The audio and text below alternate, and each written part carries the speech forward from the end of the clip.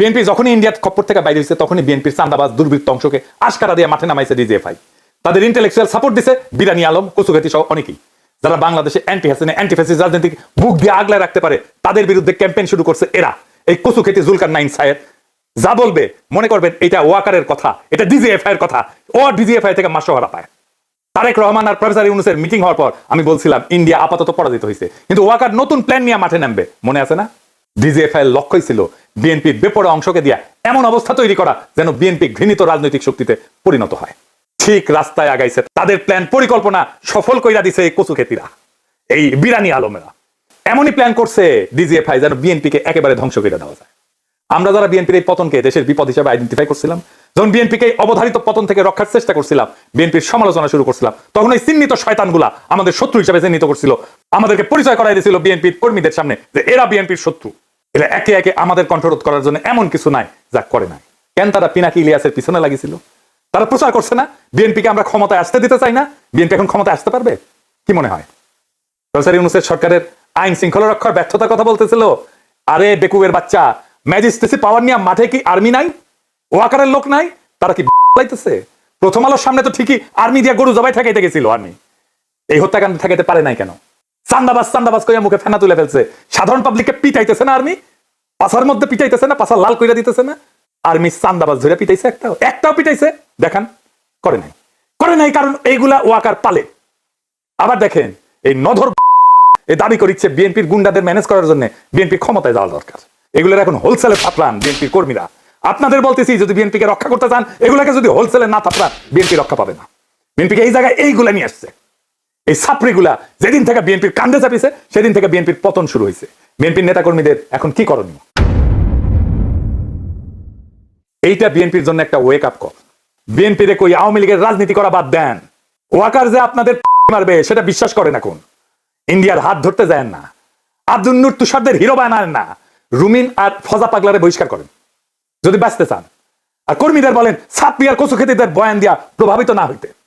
আর যা করছেন এতদিন এক সময়ের সহযোদ্ধাদের সাথে, তার জন্য পাবলিকের কাছে ক্ষমা চান, আমাদের কাছে ক্ষমা চাইতে হবে না।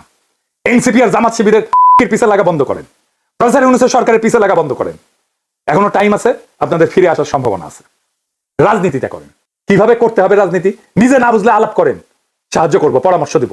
2 সপ্তাহের মধ্যে পরিস্থিতি ঘুরে দেওয়া যাবে যদি কথা শুনেন আমাদের। আমার কথা শুনলে যে ফায়দা আছে তার প্রমাণ হইতেছে পিনাকিরে তো হুতাই দিতে চাইছিল আপনার দলের চাপড়িরাই। ওয়াকার আর কচুখেতিদের সাথে মিলা পারে নাই। তাই কইতেছি সিচুয়েশন কেমনে পাল্টাইতে হয় সেটার জন্য গুরু না মানেন, পরামর্শ নিলে ক্ষতি নাই। আর জামাত শিবির এনসিপি কে বলি চান্দাবাজদের বিরুদ্ধে কথা বলেন, অসুবিধা নাই, কিন্তু বিএনপিকে দল হিসেবে তারেক রহমানকে রাজনৈতিক নেতা হিসেবে আক্রমণ করেন না। এতে দেশের উপকার হবে না। বিএনপি মানে চান্দাবাজ না। বিএনপি মানে জিয়াউর রহমান, বিএনপি মানে খালেদা জিয়া, বিএনপি মানে আমাদের anti Baksal pioneer political platform. সেটা ধ্বংস হইলে বাংলাদেশ বিপদে পড়বে। বিএনপি আমাদের শত্রু না, বিএনপি আমাদের বন্ধু সহযোদ্ধা।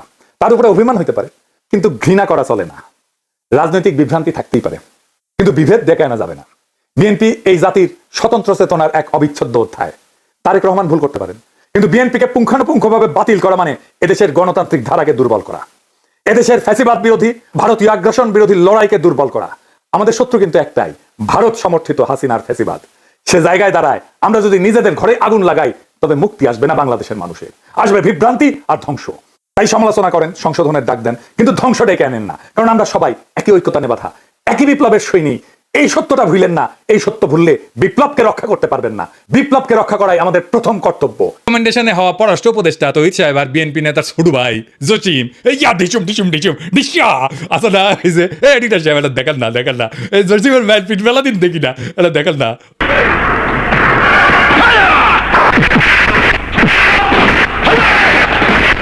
আর দেখি যাও ক্যাঙ্কা হিরোইনছি এই জসিম কইল যে 1971-এর জন্য পাকিস্তানে ক্ষমা চাইতে হবে।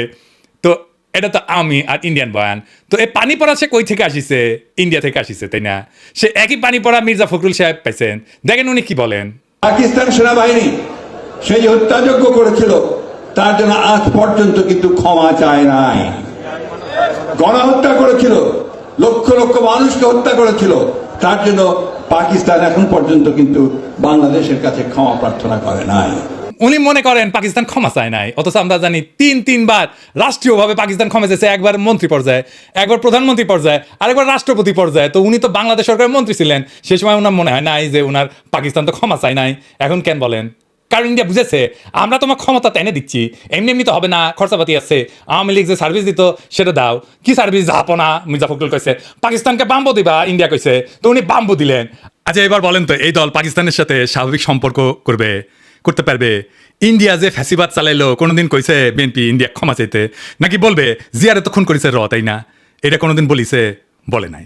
কিন্তু ইন্ডিয়া আমাদের বন্ধু দেশ বলতে বলতে মুখে ফেনা তুলে ফেলিছে। দেখেন, ভারত আমাদের প্রতিবেশী, সবচেয়ে বড় প্রতিবেশী, আমাদের বন্ধু। আমাদের যুদ্ধের সময় 1971 যুদ্ধের সময় আমাদের সহযোগিতা করেছিল। আমরা ভারতের কাছে সবসময় প্রত্যাশা করি যে ভারত বাংলাদেশের মানুষের পাশে দাঁড়াবে। যাই হোক মির্জা ভাই, আপনি তো বলেন মুক্তিযুদ্ধ করেছেন, এটি সেই সময়ের গল্প শুনবার চাই। মানে কোটি কোটি যুদ্ধ করেছেন, কোটি ট্রেনিং নিছেন, কারা কারা আপনার সহযোদ্ধা ছিল, কবে অস্ত্র জমা দিলেন, কি অস্ত্র ব্যবহার করেছেন। মানে হাউস আছে কেন পাকিস্তানের উপরে যেমন বিলা, আপনি তো মনে লয় যে সখানিক পাকিস্তানি আমি জয় বাংলা করেছেন না, গল্প করবেন। হাউস আছে আমার কলে, চুপি কই মির্জা ভাই, আপনার উপরে না হেভি স্টাডি করেছি। কেন করেছি জানেন? আপনারা বোঝার জন্য স্টাডি করে পেয়েছে কি জানেন না, খারাপ কিছু কমু না, আপনার লাইফ হিস্ট্রি কিন্তু ইন্টারেস্টিং। আপনি ঢাকা কলেজের ইকোনমিক্সের টিচার হিসেবে ক্যারিয়ার শুরু করেন, শিক্ষকতার ক্যারিয়ার। পরে ঠাকুরগাঁও কলেজে ইকোনমিক্সের অধ্যাপক ছিলেন, খুবই জনপ্রিয় টিচার ছিলেন, ছাত্ররা আপনার ক্লাস করার জন্য উন্মুখ হয়ে থাকতো, মার্শাল্লাহ। আবার অদ্ভুতভাবে আপনি বাংলাদেশ সরকারের পরিদর্শন এবং আয় ব্যয় পরীক্ষণ অধিদপ্তরের একজন অডিটর হিসেবে কাজ করেছেন। এই প্রফেসর হওয়ার পরে শিক্ষা বিভাগে ডিজি আসিলেন। এমন সেলিব্রেটেড শিক্ষকের জীবন চাইরা অডিটর কেন হইলেন? এটা মিলাইতে পারি নাই। তাই আপনার জীবনের গল্প আপনার কাছ থেকে শোনার ইচ্ছা থাকলো, আমার ক্ষুদ্র ভ্রাতার ভগিনীরা আপনাদের কয়ে রাখি, কারো সম্পর্কে জানতে হইলে এইভাবে ডিক করবেন, খুঁড়বেন, তারপরে তাই আপনি ভালো তার ডিল করতে পারবেন। যাই হোক, এবার আরেক বিএনপির সিনিয়র নেতারা নিয়ে আলাপ করি। হ্যাঁ, আমির খসরু মাহমুদ। যে সরকার জনগণের ভোটে নির্বাচিত হবে তারা জনগণের কাছে দায়বদ্ধ থাকবে, জবাবদিহি থাকবে, সেটা যেই সরকারই হোক। কোনো মহামানবকে বাংলাদেশের দায়িত্ব দেওয়ার জন্য বাংলাদেশের মানুষ নির্বাচনে, এই বাংলাদেশের মানুষ আন্দোলন সংগ্রাম করে নাই, ত্যাগ স্বীকার করে নাই।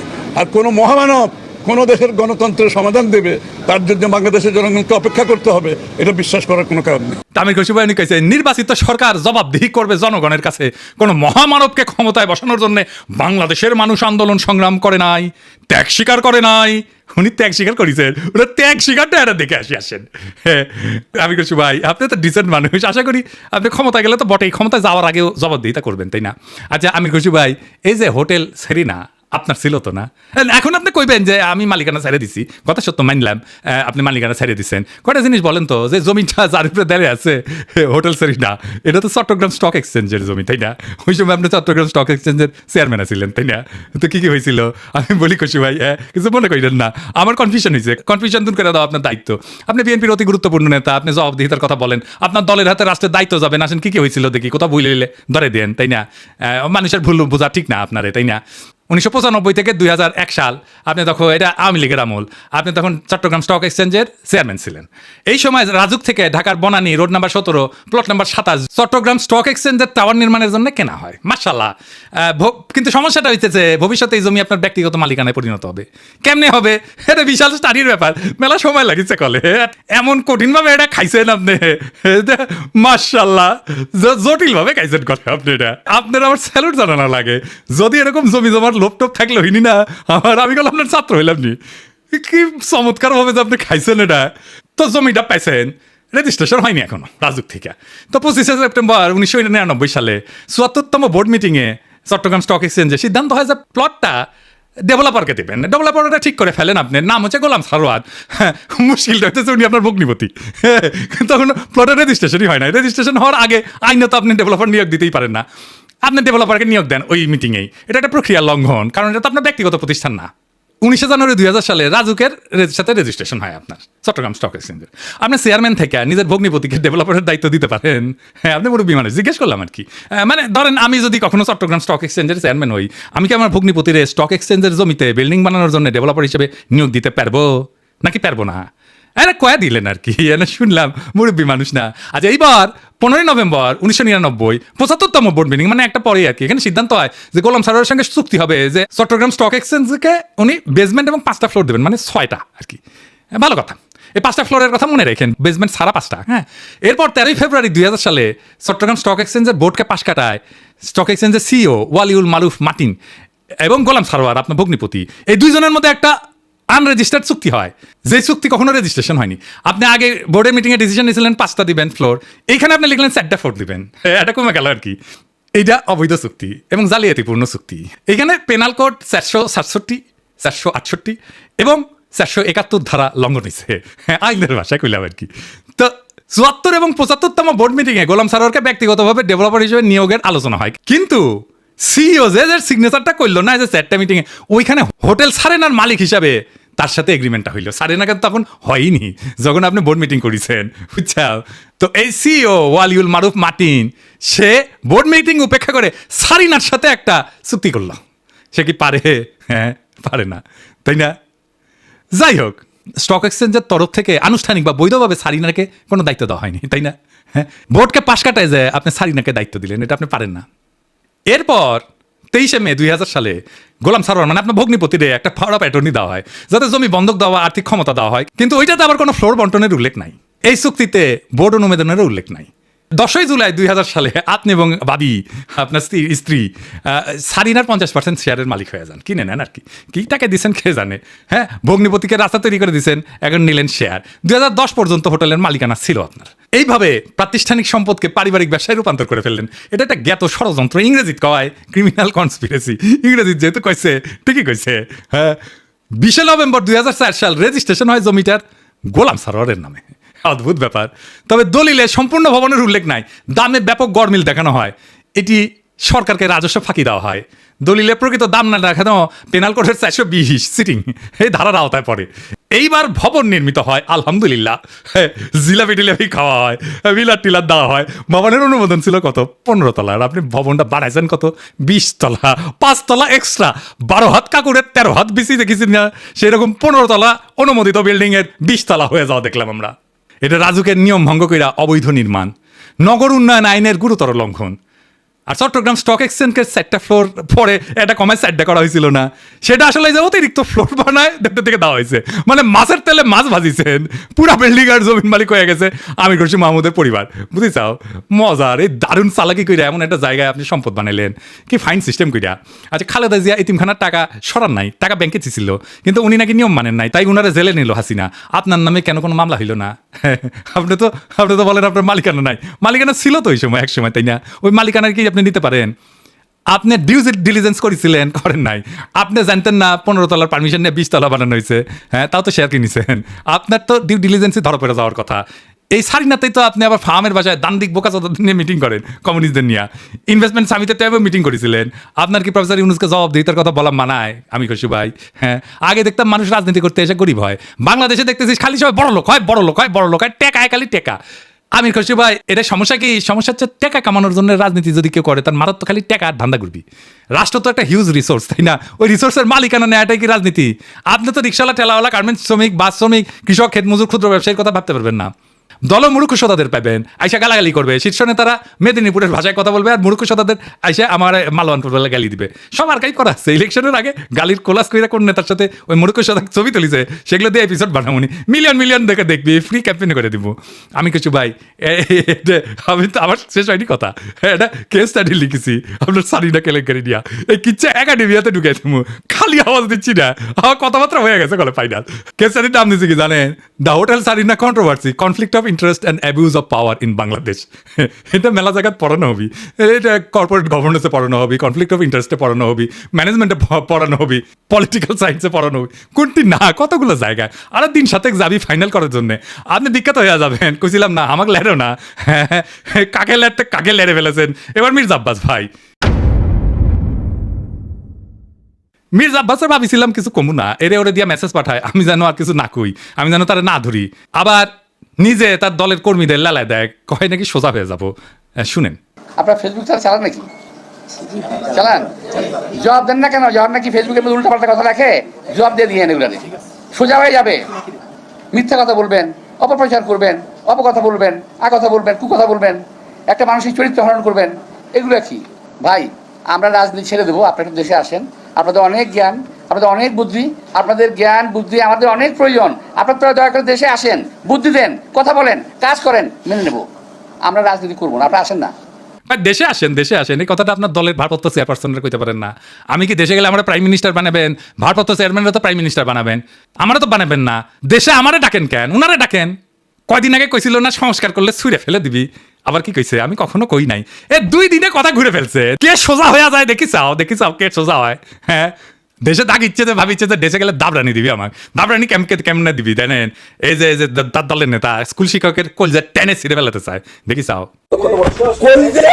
টানি ছিঁড়ি ফেলবো, একবারে টানি ছিঁড়ি ফেলবো তোমার। সেনো তুমি সেনো, চলো তোমার খারাপ খুব আমাদের একবারে নিশ্চিন্ন করে দিব তোমার। কি পালের কথা বলো তুমি? সেনো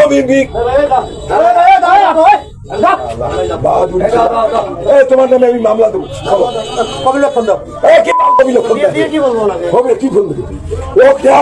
আমি খাড়া দেয়া, আমি ওখানে ইসরায়েল দেখবো, দেখি ওকে অ্যারেস্ট করে দিয়ে তারপরে আমি আসবো। কুড়িগ্রামে কি কয় ক্ষমতা না আসতে আসতেই এই শুরু করেছেন। ক্ষমতা গেলে কি করবেন এটা পাবলিক জানে। আপনাদের তো উন্নতি হইতেছে না, ক্রমাগত অবনতি হইতেছে। দুঃশাসন শুরু করলে আবার লড়াই শুরু করবো। দেশের মানুষকে তো আর অরক্ষিত রাখা যায় না। মির্জা আব্বাস ভাই, আমি সোজাই আছি, কিন্তু আপনারা একেবারে ফ্ল্যাট করে দিব, একেবারে হুতায় দিব, উঠবার পারবেন না এই বুড়া বয়সে। আপনি কল্পনা করতে পারতেছেন না আপনারা আমি কোন দিক দিয়ে ধরবো। মিশা কথা আমি কইছি, কোন কথাটা মিশা কইছি কইবেন? হ্যাঁ, কোন সেক্টরে মুক্তিযুদ্ধ করেছেন, কার সাথে যুদ্ধ করেছেন? আমি নানাভাবে ক্রস চেক করিয়া কইছি আপনি বালের মুক্তিযুদ্ধ করেছেন, মুক্তিযুদ্ধের নামে মিথ্যাচার করেছেন, দিন বদলাইছে মির্জা আব্বাস ভাই, শেরের উপরে সোয়াশের আছে। শোনেন মির্জা আব্বাস ভাই, মানুষের 3টা জিনিস ডরায়, এই ডর দেখায় মানুষের শাসন করছেন এতদিন। জানের ভয়, সম্মান হারানোর ভয়, আর সম্পদ হারানোর ভয়। আমার জানের ভয় নাই, সম্মান হারানোর ভয় না, আমার সম্মানই নাই। আপনি কি নিবেন? আর সম্পদ এটাই, এই যে এটা কেড়ে নিতে পারবে না কেউ। আপনার লেসপেন্সারদের পিছে লেগে দিতে পারেন, বালটাও শিখতে পারবেন না। বাংলাদেশের পলিটিশিয়ানরা দুধে দেওয়া তুলসী পাতা না, সব বিগ শটের আমল নামা ব্যয় করবো টাই না। এইভাবে এই দুর্নীতি আর দুর্বৃত্তায়নের খাজে খাজে বাংলাদেশের রাজনীতি আজকাল এক অলিক নাট্যশালায় পরিণত হয়েছে, যেখানে দাবি দেওয়া আর আচরণ দুইটা ভিন্ন গ্রহে বাস করে। এখানে কেউ মুক্তিযোদ্ধা হয়ে যুদ্ধের ইতিহাস বিকৃত করে, আবার জনগণের শাসনের বুলিয়া ওড়ায়, চতুরতায় জনগণের সম্পদকে ব্যক্তিগত সম্পত্তিতে রূপ দেয়।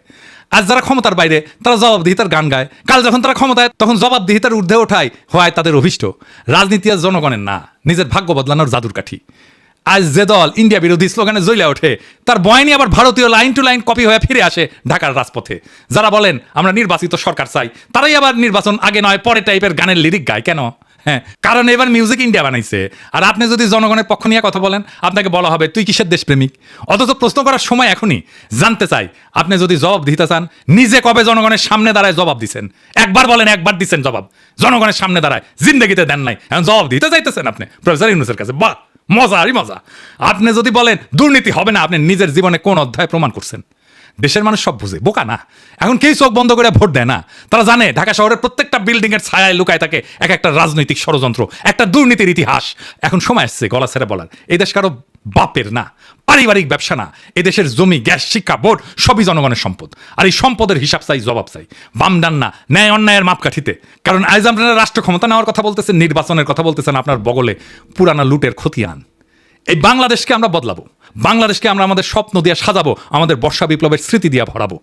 এই দেশ আপনাদের মতো নেতাদের না, এই দেশ প্রত্যেক জনতার, প্রত্যেক নাগরিকের। এই দেশের মালিক আমরাই আমজনতা। আমরা যাচাইবো, জনতা যাচাইবে, দেশ সেভাবে চলবে। রাজনৈতিক দলের ইচ্ছার কাছে আমাদের ভাগ্যকে আমরা আর বন্ধক দেব না। ইনকিলাব জিন্দাবাদ।